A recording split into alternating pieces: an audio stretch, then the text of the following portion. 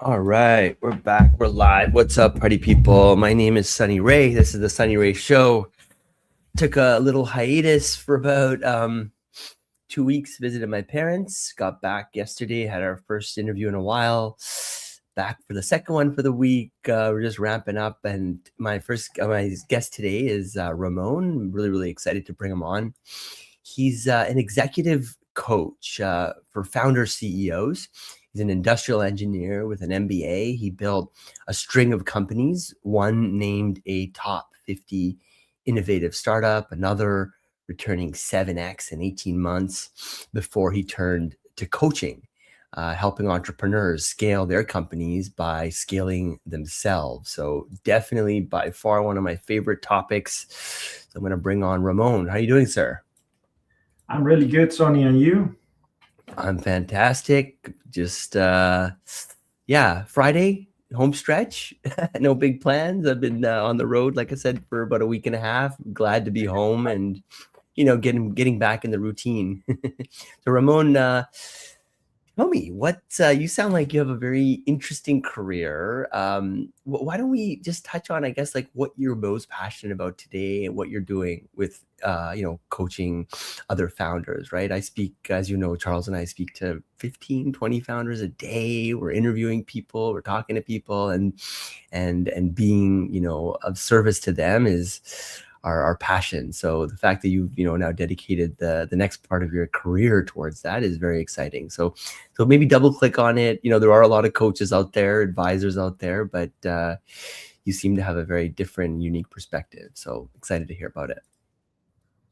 Well, thank you for the question. First of all, hello to all the coaches out there, and of course, the founders. I guess that in the way that I see things, Sonny, is that entrepreneurship, it's a highly creative and magical way of doing business, right? It's not about buying a franchise of Subway or Domino's Pizza and just putting a business rolling. I think it's highly creative.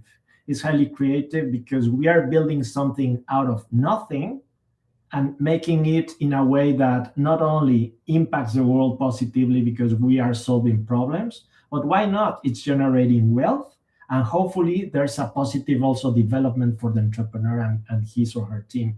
So as you can see, I'm really passionate about it, and I'm dedicating now. I turned 50 3 months ago, and I am dedicating now my life to this after being doing several kinds of executive and leadership coaching endeavors with different sorts of executives, corporations, whatever, and being before that an entrepreneur and also working as consultant in PwC. Now I am all in bridging the inner world of entrepreneurs, their passions, their purpose, their meaning, and building something that is properly placed as a company that needs to grow by itself. So that's a little bit of the dance that I do, the inner and the outer work. I know I'm kind of jumping into the deep end here, Ramon, but do you believe that, especially in this day and age of AI, when job loss is obviously something that a lot of people are thinking about, they're wrestling with, but do you find that maybe AI will accelerate the world towards more entrepreneurship?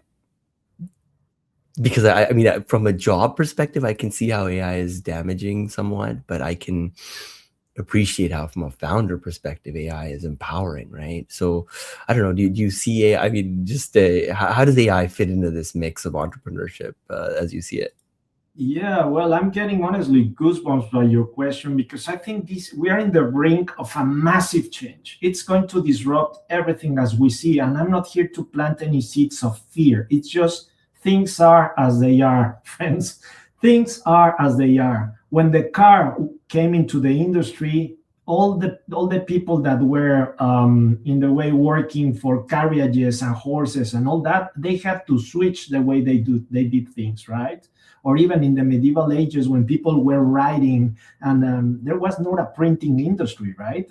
Gutenberg made that, and so we need to change in a way.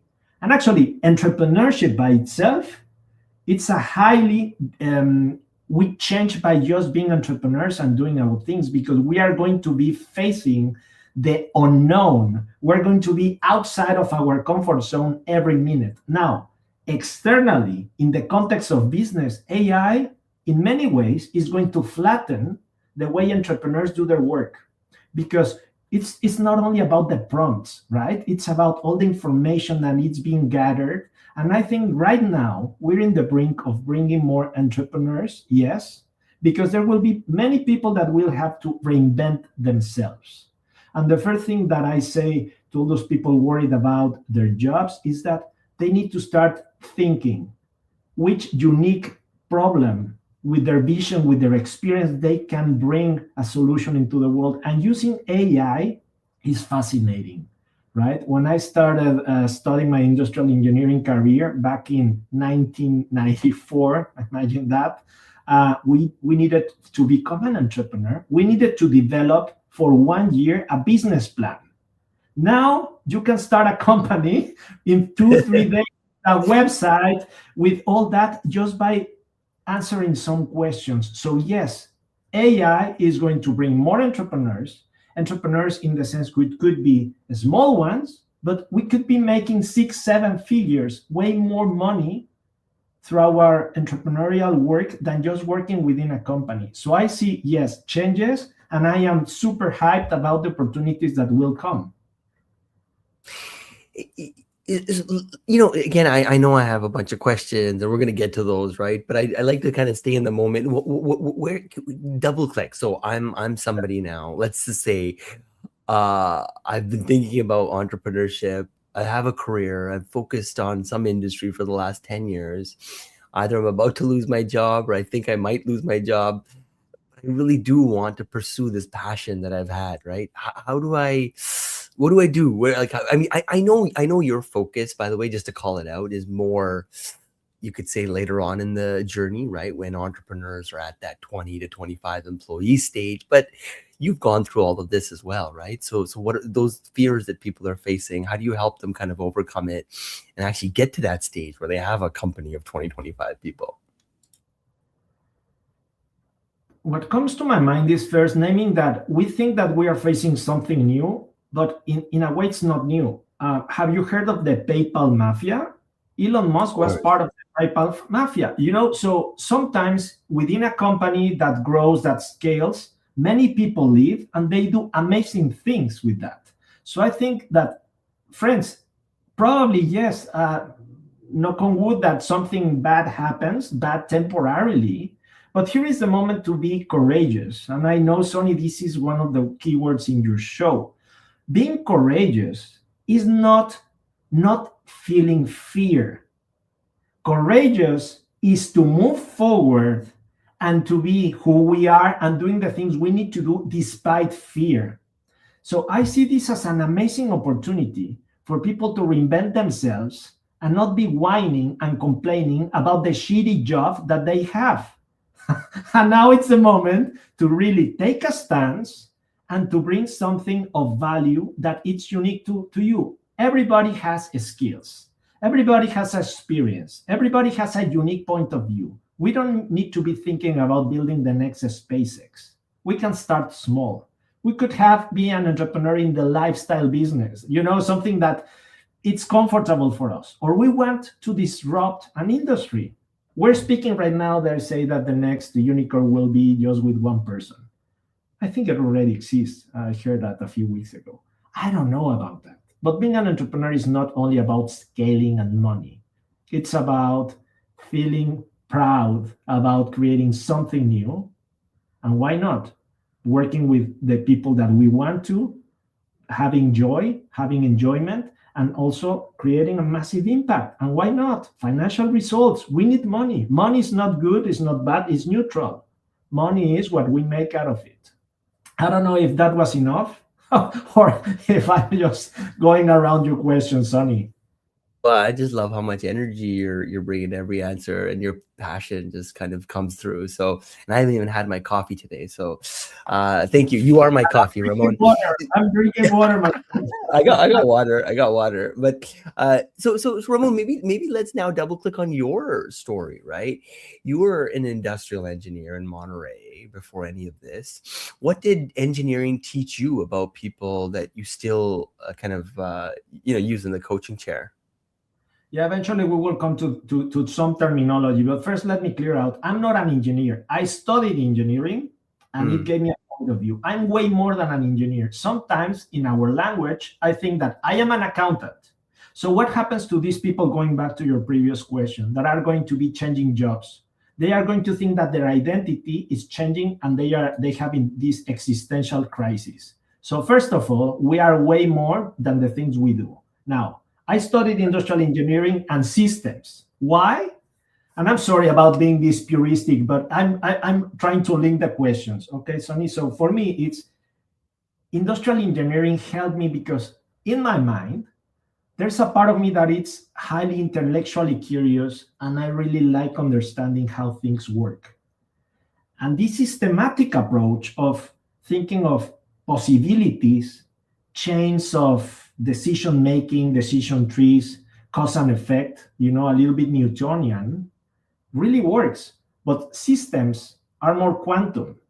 We're speaking about possibilities. So this part of engineering has helped me in my understanding that there are many pieces in place. When we just think, no, I'm just going to move this, and the way is that way. No. Sometimes there's a network effect, right? So this is why I don't minimize any of the decisions, and I go with my clients a little bit deep about what could be the consequences. And sometimes the key for coaching is finding the simplest move, the most energetic, efficient move to get the result, because we tend to overcomplicate things. Oh yeah, I'm definitely guilty of that one. So Ramon, you've started 6 or 7 companies. Which one taught you the most, and was it a win, or was it a scar? Oof, you sent me these questions before, and actually it's 8 companies, to be honest. Right now I am the 7th and the 8th at the same time. And I've been an intrapreneur, developing companies within a holding. That was beautiful. We raised money. I created a new team. I had to navigate the politics and all the rigidity of being in a large corporation while being an entrepreneur. But I would say, and then I started with side businesses. And this is something about for these new entrepreneurs that are coming. I was making the same money being a VP and a really high level in a holding in a corporation. I was making the same money with my side business than with my work.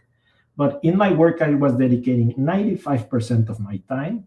And in my side businesses, I was dedicating 5 time, because I was running companies and hiring people, but I could spot the possibilities. At one stage, I decided, of course, I said, okay, if with 5% of my time I'm making the same money, what's the equation here? I will dedicate full time and I will make more money, right? Well, that was the idea, that was the spirit. I founded, it was by myself, a fintech company. It was the one that was considered one of the most innovative companies back then in 2012. We wanted to democratize finance in Mexico, because I'm Mexican. Now I live in Barcelona, but back then I was in Mexico. And I would say that this is where I made my PhD on the need of scaling yourself as an entrepreneur to scale the company. Because externally, we were doing everything right at one stage, but I realized that I became the bottleneck by my decisions, by my point of view, by getting validation out of other people, and of course also the loneliness of being an entrepreneur. That led me to hire a coach and eventually to become a coach, not to do coaching. I still wanted to be an entrepreneur, Sonny, but to become a better leader, to become a better version of myself so I could run the company. But life came out. I had a kid, my first boy came. And then we had the opportunity of moving to Barcelona, and this is where I decided to leave everything behind, close everything, and to restart my career as a coach, full-time coach. And this is where I am. So it became with a scar. Of course, sometimes we are so attached to what we are doing externally that we are no longer seeing ourselves as founders. And when the company could not grow properly, be profitable because it still required money and resources, and the family decision of moving out of Mexico did not allow me to raise money. Nobody was going to get money in a startup that still needed money, and the founder was 10,000 kilometers away, right? So I had to close it. I felt like a failure, and I was depressed, and I felt really bad. But here I am, brother, helping other founders to grow their companies, scale their companies by scaling themselves. You said something there that I wanted to kind of pick on, was the be your better self. That might be the theme of my life for the last, I would say, year and a half. I came across some writing from a guy named Dr. Joe Dispenza, who talks about this Yeah, idea of identifying and becoming your best self. Can you talk about that? Like, what does that mean? And to me, that is the ultimate unlock. But I'm so curious to hear about it from your perspective.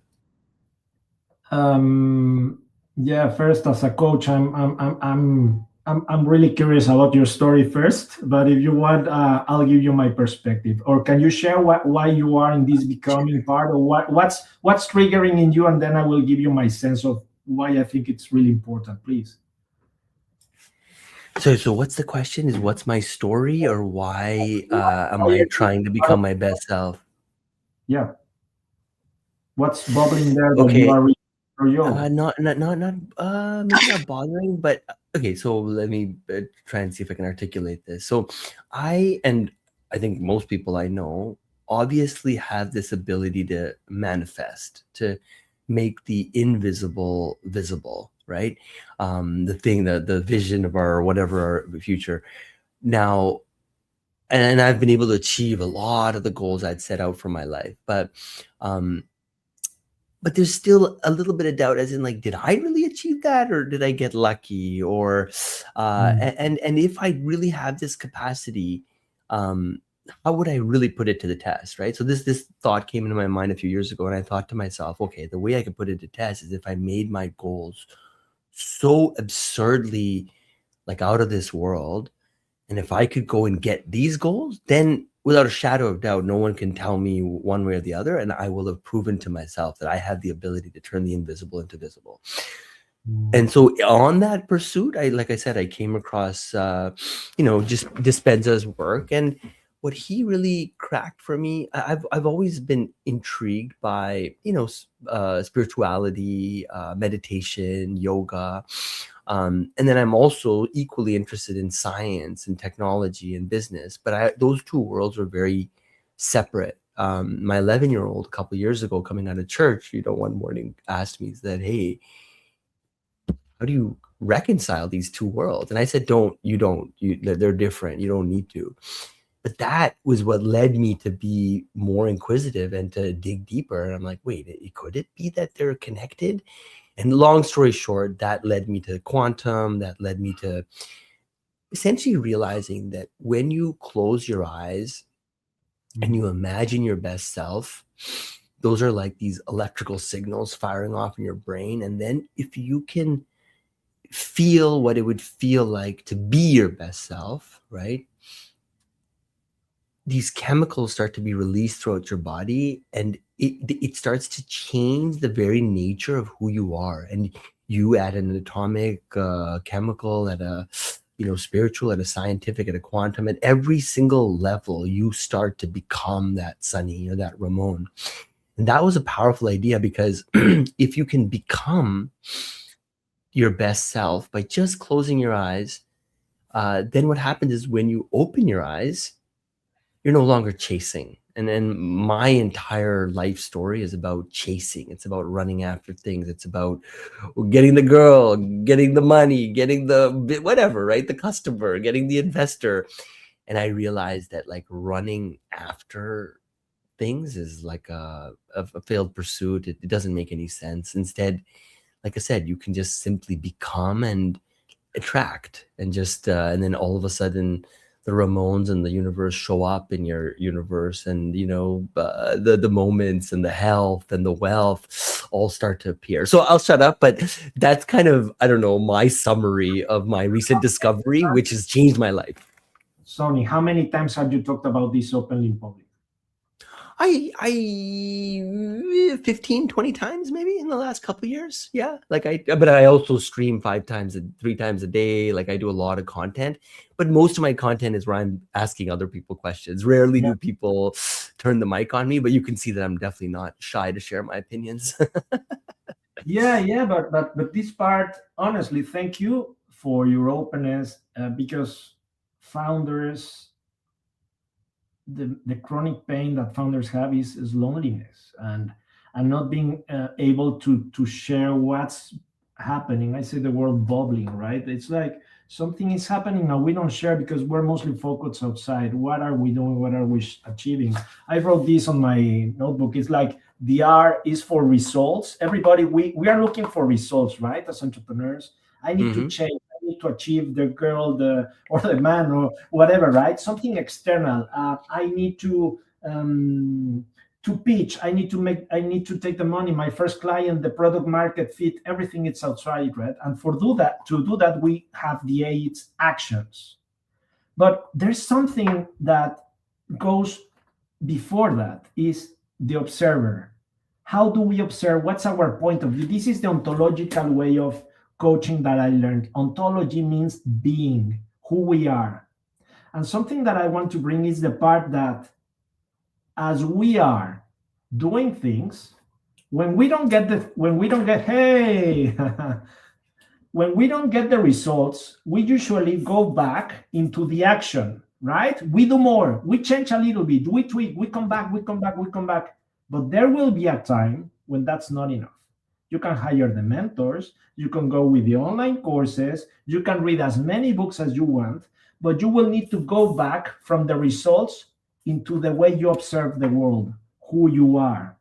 And this is where this kind of coaching of becoming a larger version helps. Because you mentioned going to church. I have studied a few spiritual traditions in 20 plus years. And Siddhartha, the Buddha, said in a way that we are all, in a way, if we are in a human form, we are going to suffer. And now there is the fun part is that becoming, we could either do it through suffering, like hitting the walls and getting hurt and noticing that we are not going to go through that wall, or we can, in a way, change ourselves by doing this intentionally. And this is the invitation that Dr. Joe brings, is that, yes, we have a vision, we want to achieve more, but we also want to be more. Most of the entrepreneurs that I know, they start telling that they see a business opportunity, blah, blah, blah. But in a way, entrepreneurs, we will love what? We love freedom, the freedom of choosing what we are going to be doing, the way we are going to be doing. We are also really interested in using our unique talents. The company will look a lot like you, Sonny, as a founder, or like other founders, and we are usually going to be not delegating the things that we like and delegating the things that we don't like. For those that delegate, because at one stage we all want to control our baby, right? But it's freedom. We want to use our unique talents, and we also want that the impact that the company is bringing is linked to us, that we have some sort of a meaning. It makes sense. Otherwise, it feels like a Groundhog Day. So since we are navigating as entrepreneurs unknown territory, because usually, no matter how many times you have been an entrepreneur, you're going to be facing with this challenge for the first time, because every person is unique, every moment is unique, blah, blah, blah. So we need to be enlarging the version of ourselves and to be more flexible.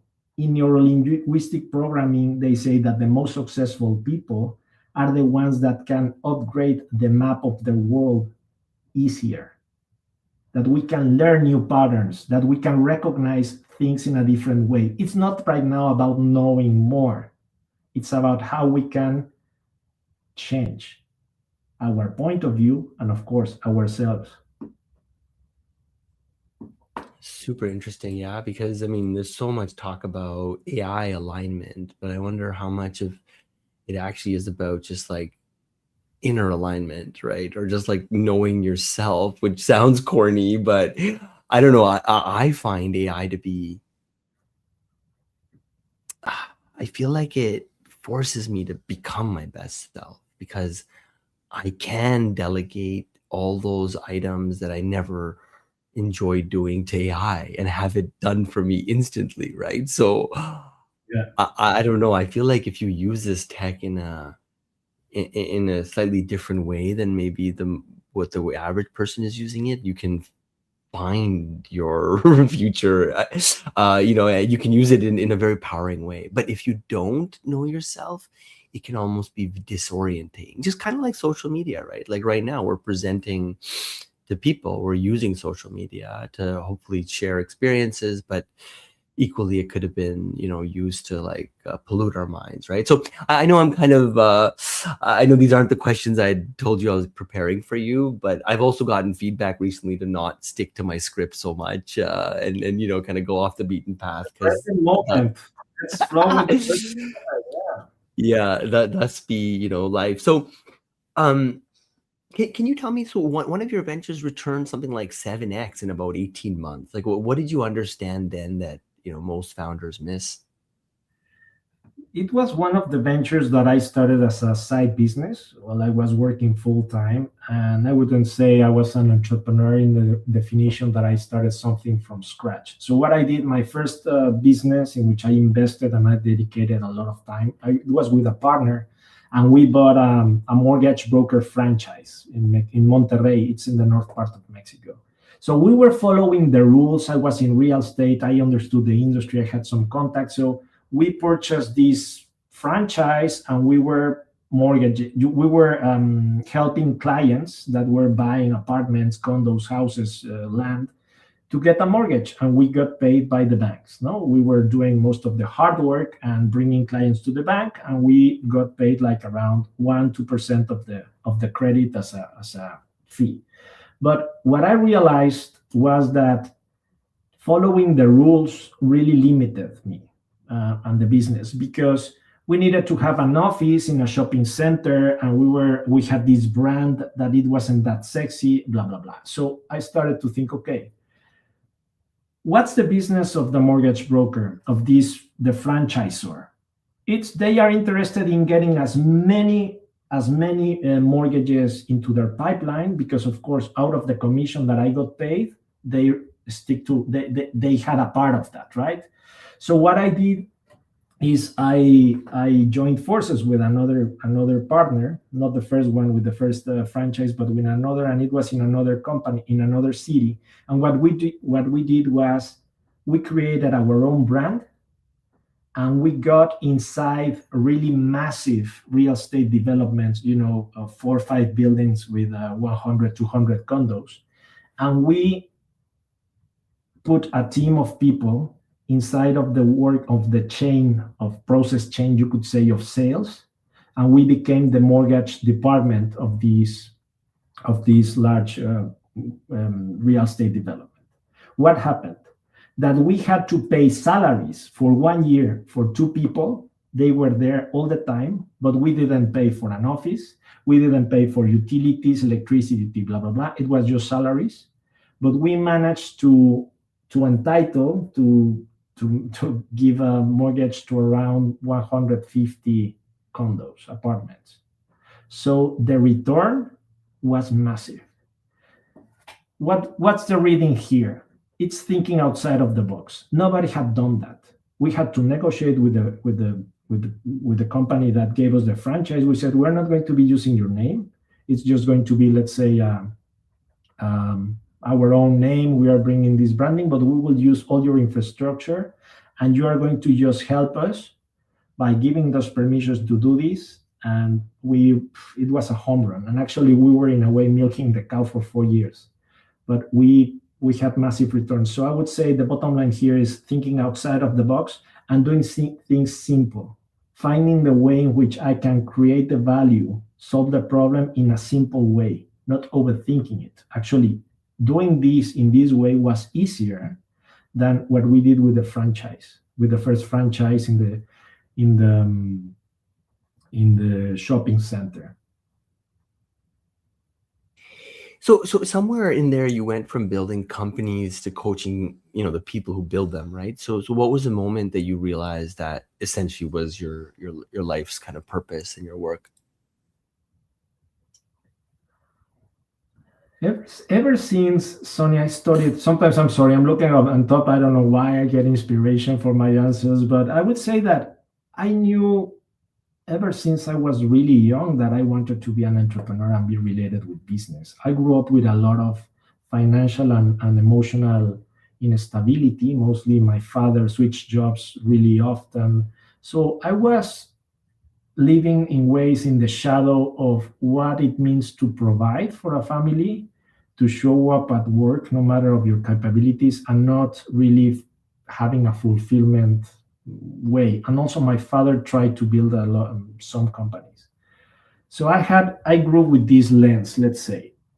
And then when I was in high school in the history class, one of my professors introduced us to what was the Industrial Revolution and all the consequences of people living in the factories in Manchester, even kids working 12, 14 hours, no schooling, no housing, no nothing. And he introduced he wasn't even an entrepreneur, he was a manager. His name was Robert Owen, and he was in Scotland, and he really changed the paradigm. He created housing for the families. He educated the kids, he paid them properly, and no matter everything that he did, the company was one of the most profitable companies in all Scotland. So when I heard this story, I got goosebumps, right? And I was maybe 14 years old back then. And ever since, I knew that business could be done for good. And throughout that time, of course, I was really young. I never thought of myself as an entrepreneur, but I was selling things to have money to go out with my friends or going to the cinema with my girlfriend back then. I was always like finding ways to identify problems and do that. So I have been through that lens a lot of time. I did my summer internship in my MBA at Endeavor, which back then it wasn't that big. Now it's massive, and I really love that network. And when I finished my MBA in 2006, I had not a really clear business idea about what to do, how to become an entrepreneur. And I had an offer from McKinsey to be a consultant there, and I declined the offer. I decided to move into real estate again, but I had the option of becoming a territorial director and develop businesses. So I thought, okay, I cannot be an entrepreneur per se with my own idea, but I can develop land developments and apartments. So I took it there. So I've been through entrepreneurship and then I have seen the pain. I have felt the pain, and I have coached many entrepreneurs or highly entrepreneurial people. I want also to name the people that sometimes are working in corporations or even in family businesses, and they want to make this business part of their own. They want to use their unique talents. They want to really make them grow in their own way. I consider these people entrepreneurs as well. Yeah, that's super interesting. So Ramon, you also talk about 3 rooms that most people keep separate, right? The boardroom, the inner life, and the art studio. Can you walk me through what happens when a founder connects them? Yeah, I would say that the boardroom is the typical, let's think of the entrepreneur in his or her office, and it's making decisions about the business, right? And they have to show their numbers to their board, to their investors, to play properly the tactics and defining the strategies. That's the boardroom. It's the external work, right? But then there's another part in which, as I showed in my diagram, we have an inner life. I think the life work balance, I say that's a myth. Dead people do not work. Life is one. But we could say we have our work life and we have our personal life. That's different, right? But work-life balance is a myth. We are one person, and every person that works with us has a family, and he or she are a son or a daughter of someone. We are all people. And the inner work, if we are not connected with our inner work as founders, we are not going to be good leaders. And we are going to bring a lot of suffering to our teams and also to ourselves. What I have seen is at least 2 or 3 cases of founders who have been really successful in making exits for their companies. And when the companies are gone, it's the worst day of their lives.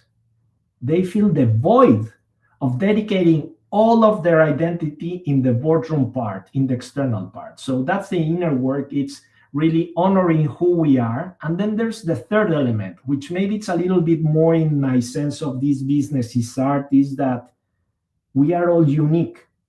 We all have an inner life. We all have an idea of what a company needs to be done. I studied my MBA, I did programs in Harvard, Berkeley, blah, blah, blah. But the way I show up with my unique talent, just think about it, Sonny. If you look at a painting and it's a Picasso, does somebody need to explain to you that it's a Picasso, or it's quite clear with the way the painting is done? A Picasso is a Picasso, right? And this could also happen with music. You listen to something and you know it's John Baptiste, right? Or some artist. So we all have our own way of showing. And I believe this is like the artistry, where what we do is not only the science, it's not only hard work, it has a lot of maybe spiritual way of connecting with others and with our inner world, but there's also the creative artistic side. So I bring the three. I help people scale their companies by looking that the glass has no leaks, that it's working, that it makes sense, that they feel good about it. And the third is that they are using their unique talents where they need to do it. We're not jack of all trades. We all have to use our energy and our talents in the way that it's only unique for us. And with this combination of these three parts, the company grows by itself without a lot of effort. And that's the difference between having power and having force, or doing things by force.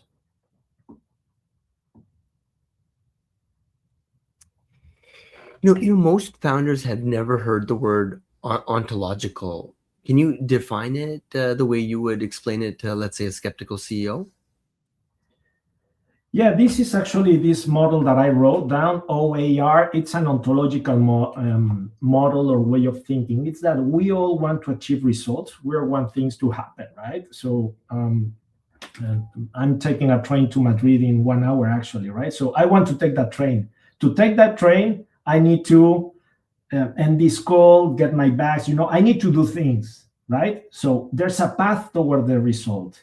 But to do that, for instance, I don't like running. So I wanted to be in a place of peace and presence with you. So I had to prepare before I did all these things to take the train.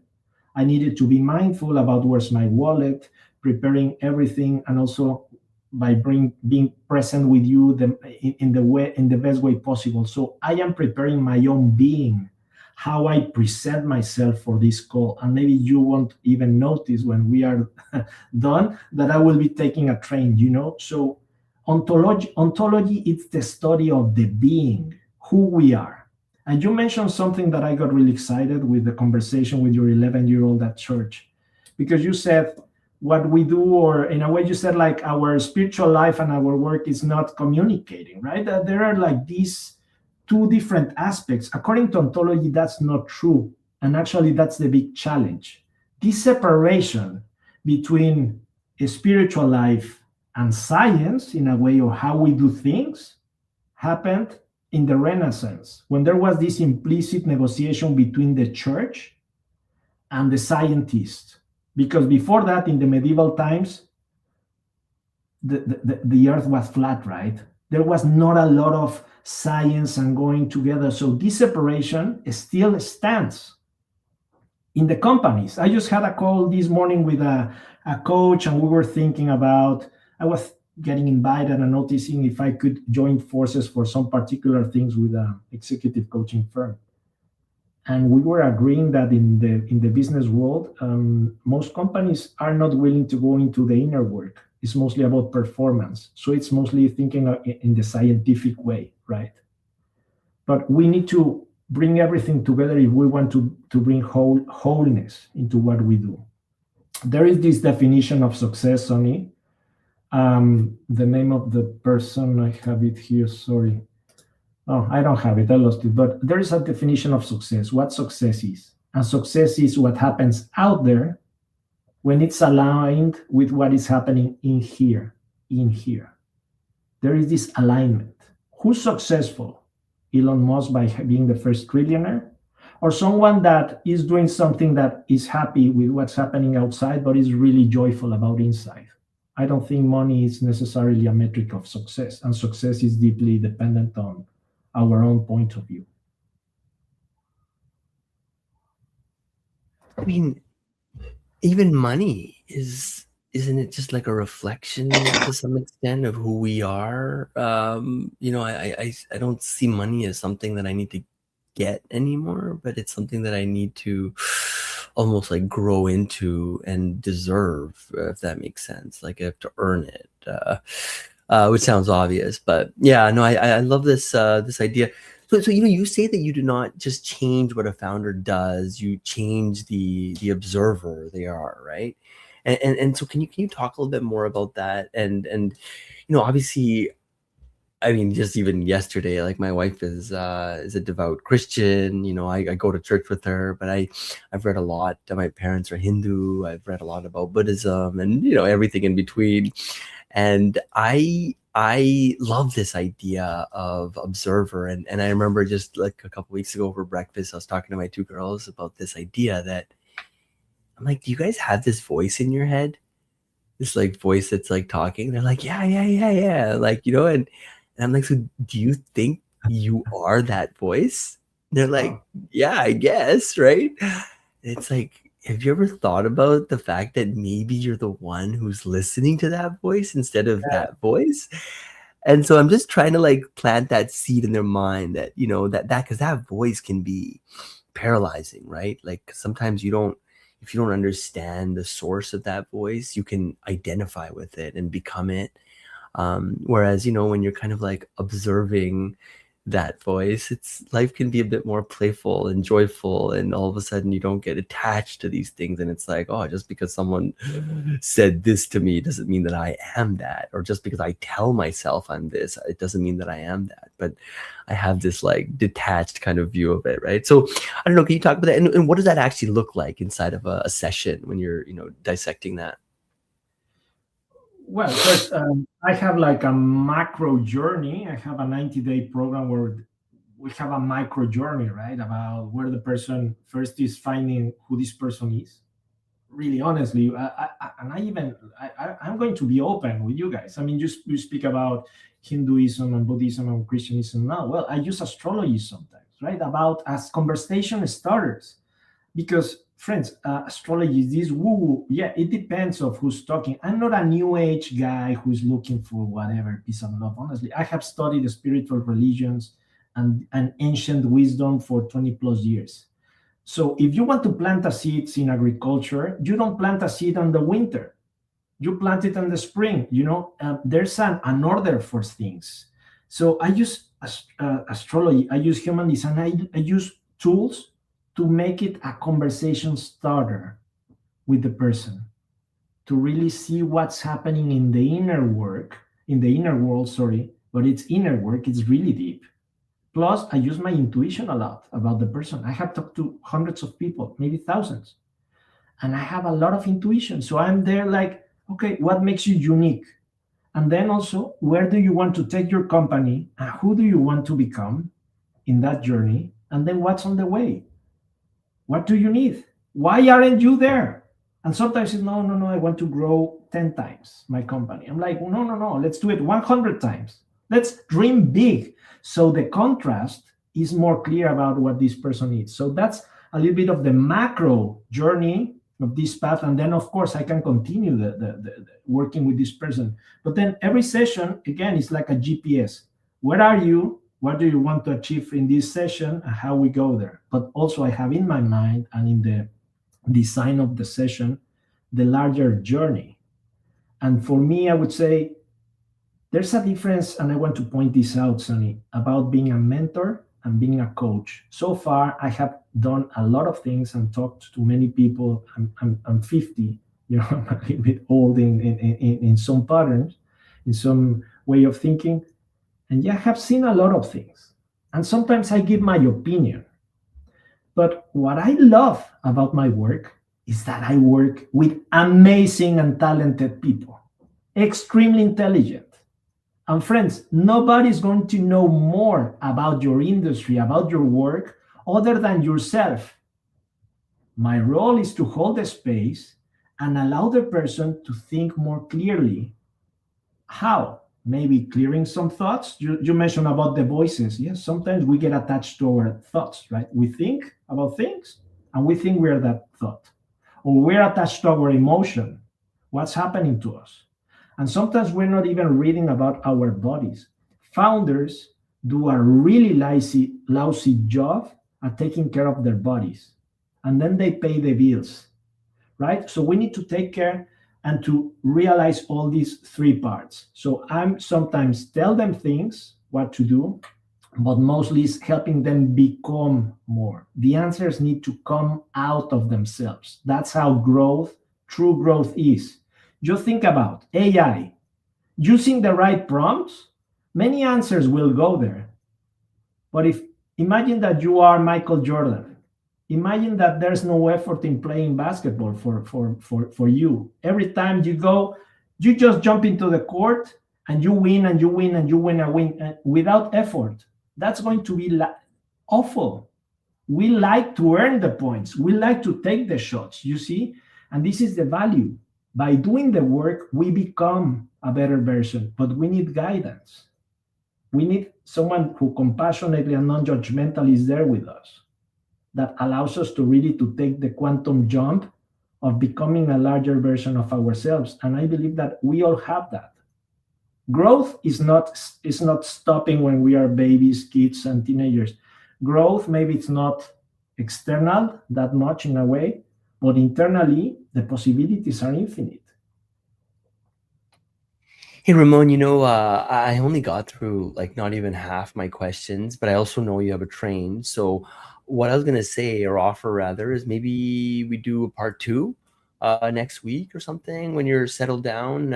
I'd love to have you back on. And, we kind of touched on, the engineer who built things, the philosophy, but the next part of my interview was going to go into the founder's inner life. And then we're going to talk about courage, the reset, and the road ahead, and, just get your pulse on the vision for what you're building as well. So again, I don't want to rush it. Like I said, we're kind of at the end of our time. We have a lot of people watching as well. I really, really appreciate all of you for tuning in live. That means a lot. And Ramon, yeah, like what a like I said, you were my coffee this morning, my friend. I haven't had my creatine and coffee, and so you just gave me that energy I need. So I can also be your chamomile, your ayahuasca, or your Red Bull, whatever you need, my friend. Perfect. Love it. So Ramon, maybe before I let you go, where do people learn more about you? How do they learn more about this program? And then maybe help me land the plane after that.